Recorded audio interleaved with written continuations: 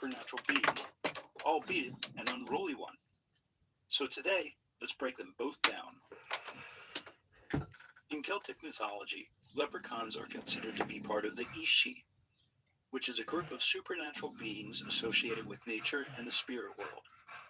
The Ishi were seen as powerful, mysterious entities, often considered to be intermediaries between the mortal world and the divine realm. Leprechauns are commonly seen as nature spirits, inhabiting the Irish countryside, particularly in secluded areas like forests, fields, and hills. They are believed to be guardians of the land, and their presence is associated with luck and prosperity. Leprechauns are typically depicted as small, elderly men standing around 2 to 3 feet tall. They are often shown wearing a green coat or suit with a buckled hat and shoes. They may carry a shillelagh, a traditional Irish walking stick, and a leather apron symbolizing their craftsmanship as shoemakers. Renowned for their exceptional shoemaking skills, legend has it that they spend much of their time crafting and mending shoes for other fairy folk. It's said that each leprechaun has its own set of tools, which it carries around in a hidden pouch. Leprechauns are known for their mischievous nature. They enjoy playing pranks on humans, and their trickster behavior often involves leading people on wild goose chases. Despite their small size, leprechauns are elusive and possess magical abilities that allow them to disappear at will. One of the most popular legends surrounding leprechauns is that they are the guardians of hidden pots of gold, which they bury at the end of rainbows. According to the folklore, if you manage to catch a leprechaun, it will grant you 3 wishes in exchange for its release. However, catching a leprechaun is notoriously difficult because of their clever and elusive nature. Over time, the leprechaun has become an iconic symbol of Irish culture and is often associated with St. Patrick's Day celebrations around the world. They represent the magic often found in Irish folklore and have been popularized in literature, movies, and various forms of media worldwide. The leprechaun in the pot of gold is one of the most famous legends associated with leprechauns.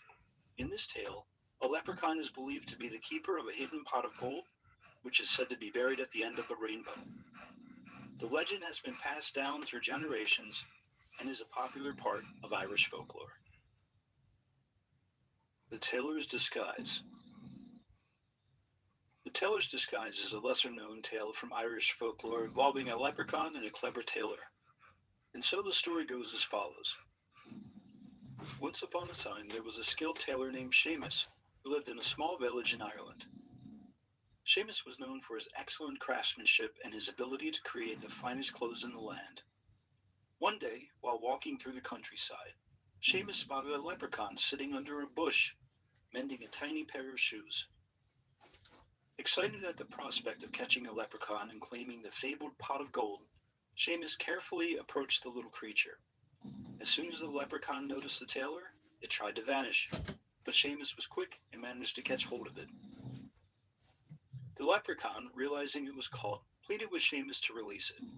The tailor, however, had other plans. He knew that leprechauns were masters of deceit and trickery, so he devised a plan to make the leprechaun reveal the location of its hidden treasure. Seamus told the leprechaun that he would set it free, but only if the creature agreed to show him where its pot of gold was buried. The leprechaun, being unable to resist the offer of freedom, reluctantly agreed to the deal. To ensure that the leprechaun wouldn't escape while leading him to the treasure, Seamus cleverly devised a disguise. He took out some spare fabric and quickly made a set of clothes, resembling the leprechaun's outfit. Once he put on the disguise, Seamus looked remarkably like the leprechaun himself. Feeling that he had outsmarted the leprechaun, Seamus commanded the creature to take him to the hidden pot of gold. The leprechaun, seeing its own reflection in Seamus's attire, believed that it was another leprechaun and thought it best to comply. The disguised tailor and the leprechaun embarked on a journey through the winding hills, crossing streams and meadows, all the while the leprechaun leading the way.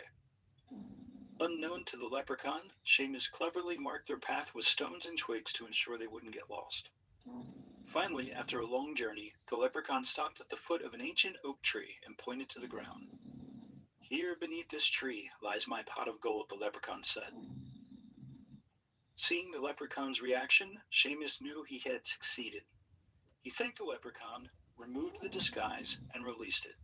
The leprechaun, realizing it had been tricked, could do nothing but watch as Seamus dug up the hidden pot of gold. The tailor's wit had won the day, and he returned to his village with the leprechaun's treasure, becoming a wealthy and respected man in the process. As for the leprechaun, it vowed to be more cautious and elusive, knowing that not all humans could be outsmarted so easily. The tailor's disguise is a tale that exemplifies the wit and cleverness often associated with leprechaun stories, while also highlighting the theme of using one's intelligence to overcome challenges. So we've talked about leprechauns, but now let's get into a not so well known relative, the cluricauns.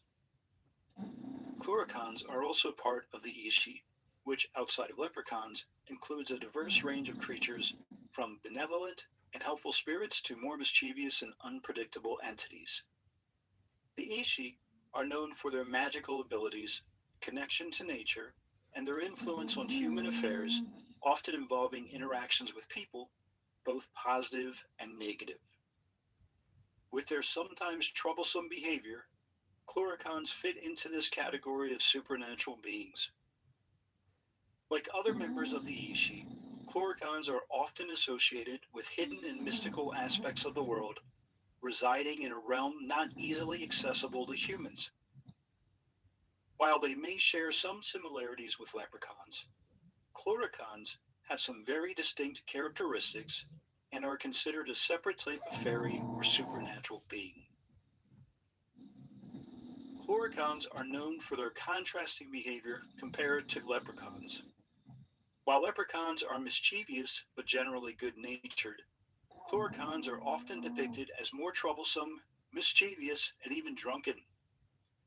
They are said to be nocturnal creatures and are believed to roam around at night, often getting involved in pranks and causing disturbances. One of the significant differences between leprechauns and cluricauns is their relationship with alcohol. Cluricauns are often portrayed as heavy drinkers who have a strong affinity for alcoholic beverages, in particular, whiskey. They are said to sneak into wine cellars or liquor cabinets and consume large quantities of alcohol, sometimes becoming drunk themselves.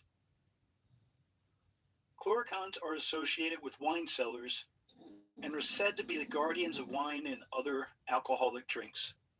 Some legends suggest that they protect the wine, ensuring it remains of good quality, while others tell tales of cluricauns causing chaos and excessive drunkenness within the wine cellars. Cluricauns are described as similar in appearance to leprechauns, being small, old men typically around 2 to 3 feet tall, with long white beards and pointy hats. They are typically dressed in old-fashioned clothes, but unlike leprechauns, their outfits are more disheveled and unkempt. While leprechauns are primarily associated with Ireland as a whole, cluricauns are more commonly linked to the southern regions of the country, especially in the counties of Cork and Kerry. Cluricauns are not as widely known or celebrated as leprechauns, and they have definitely not achieved the same level of recognition in popular culture. However, I'd say that I've seen many a human cluricaun, and not just on St. Patrick's Day, and certainly not limited to wine cellars. I imagine you have too. Still, while their presence in Irish folklore is not anywhere near as extensive as with leprechauns, they remain an intriguing part of the rich mythical and legendary heritage of Ireland.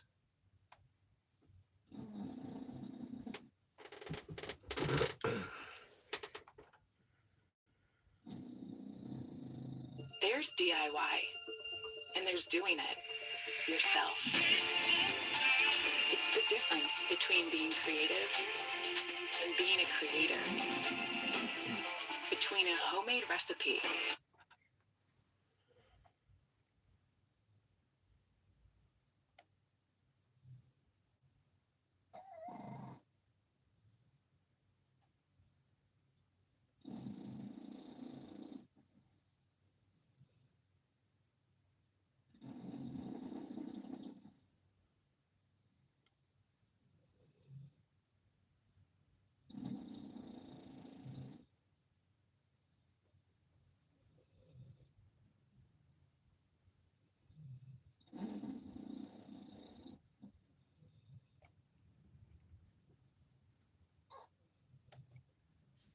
Who are the ancestors of African Americans? Well, most African Americans believe that the majority of their DNA has roots in Africa, while the remaining has roots in Native American tribes and Europe. This is often backed by genetic studies that reveal that African Americans have 73.2% African DNA, 24% European DNA, and 0.8% Native American DNA. This makes everyone believe that they are majorly descendants of black slaves. But what if we tell you that it's wrong? You have been intentionally told so. In fact, studies reveal that about 98% of African Americans have Native American roots. So, why were you lied to and what do they want to hide? Let's find that out in this video. The Black History Archives. You would have never heard that tens of millions of native black Americans, or rather Indians, after 1492, all of them disappeared. But where did they all go? Realize that the story we have been taught about the slave trade is actually backwards.